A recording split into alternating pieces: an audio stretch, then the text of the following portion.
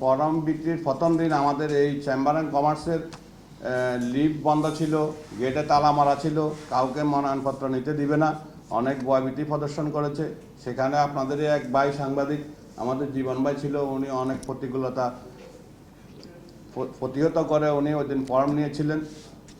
আজকে আমরা সবাই আপনাদের সহযোগিতা মনোনয়নপত্র দাখিল করেছি। আমাদের যেই সংগঠনটা ইলেকশন হচ্ছে, এটা হচ্ছে ব্যবসায়ীদের শীর্ষ সংগঠন চেম্বার অ্যান্ড কমার্স। আজকে এখানে যিনি একজন সভাপতি প্রার্থী হয়েছেন, শুধু একজনে, ওনার সাথে কোনো ক্যান্ডিডেট ছিল না।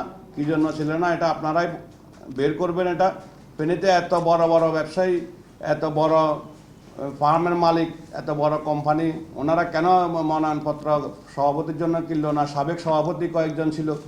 আজকে এখানে দেখবেন একটি প্যানেল এখানে জমা দিয়েছে, যেই প্যানেলে আজকে বিগত 17 বছর বাংলাদেশ জাতীয়তাবাদী পরিবার সহ জামায়াতে ইসলামী এবং সর্বশেষ 2024-এ এনসিপি সহ যেই ফ্যাসিস্ট সরকারের পলায়ন করতে বাধ্য করেছিল, আজকে দেখবেন সেখানে ফ্যাসিস্ট সরকারের দোসররা আজকে এখানে ওনাদের প্যানেলে প্রার্থী দিয়েছেন। বাপকে দিতে পারতেছে না, ছেলেকে দিয়েছে, স্বামীকে দিতে পারতেছে না, স্ত্রীকে দিয়েছেন। আমাদের বিশেষ করে একজনের নাম আমি না বললেই নয়, এখানে বিজলি এন্টারপ্রাইজ নামে একটা প্রতিষ্ঠানের মালিক।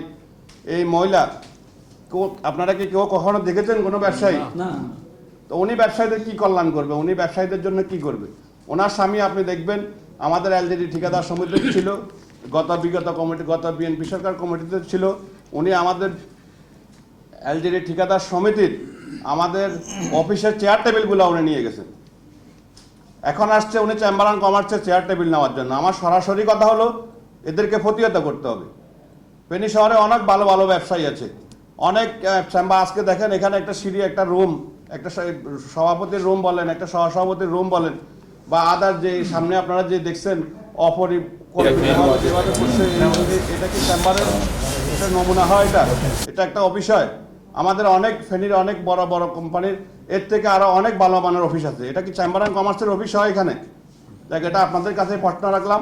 আপনারা এটা আমাদের এগেনস্টে যারা প্রার্থী আছে তাদের কাছ থেকে নেবেন, এবং বিগত কমিটিতে যারা ছিল তাদের পুত্র সন্তান বা আদার্স যারা ওদের আত্মীয় স্বজনরা আছে, ওনারা প্রার্থী হচ্ছে, ওনাদের কাছ থেকে নেবেন। ওনার বিগত সময় কি করেছে আমাদের চেম্বার অ্যান্ড কমার্সের এই হিসাবগুলো নেবেন। এই অফিসের যে অফিসটা, এটা কেনা, এটা একটা চেম্বার অ্যান্ড কমার্সের একটা কেনা অফিস।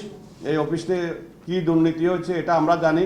এখানে আপনি দেখেন, আমরা একটু আগে একটা রুমে গিয়েছি, রুমটা পরিকল্পনাভাবে করে না, এটা বারান্দার সমান হয় না। এটা যা ওনারা করেছে, আমরা আপনাদের কাছে সহযোগিতা চাই এবং ফেনীর সকল ব্যবসায়ীদের কাছে আমরা সমর্থন চাই। আমরা ইনশাল্লাহ সবাই মিলে আমরা ইলেকশন করতেছি, আমাদের জন্য আপনারা সবাই দোয়া করবেন।